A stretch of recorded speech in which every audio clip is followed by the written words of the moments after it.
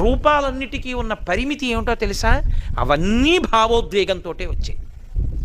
ఒక రాక్షస సంహారం చెయ్యాలని వచ్చిందనుకోండి ఒక అవతారం, రాక్షస సంహారం చెయ్యాలి కాబట్టి ఓ ధనస్సు పెట్టుకుంటుంది, ఓ బాణం పట్టుకుంటుంది, అది యుద్ధాలు చేస్తుంది, నెత్తురు కార్చేట్టు చేస్తుంది, ధర్మ సంరక్షణ పక్కన పెట్టండి, అది యుద్ధం చేస్తుంది.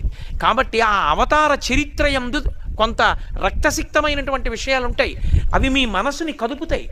కొంత ఆర్ద్రతో, శోకమో, దయో, కారుణ్యమో, బాధో ఏదో ఒకటి కదులుతుంది. సీతారాముల కథే విన్నారనుకోండి, ఒక్కొక్కసారి ఏడుపు వస్తుంది. ఆ ఏడుపు మంచి ఏడుపైనా ఏడుపు వచ్చిందా లేదా, కదిలిందా లేదా మనసు? అవతారముల యందు భావోద్వేగత ఉంటుంది కాబట్టి కదులుతాయి. దక్షిణామూర్తి అవతారం కాదు. చాలామంది తెలియక దక్షిణామూర్తి అవతారం అంటారు. దక్షిణామూర్తి అవతారము కాదు, దక్షిణామూర్తి మూలస్థానం, అందులోంచి అవతారాలు వచ్చాయి. అదే అవతారం అయితే అది కూడా పొంగిందని గుర్తు. కుంగేది, కుంగిపోతే దక్షిణామూర్తి. అన్నీ అణిగిపోయి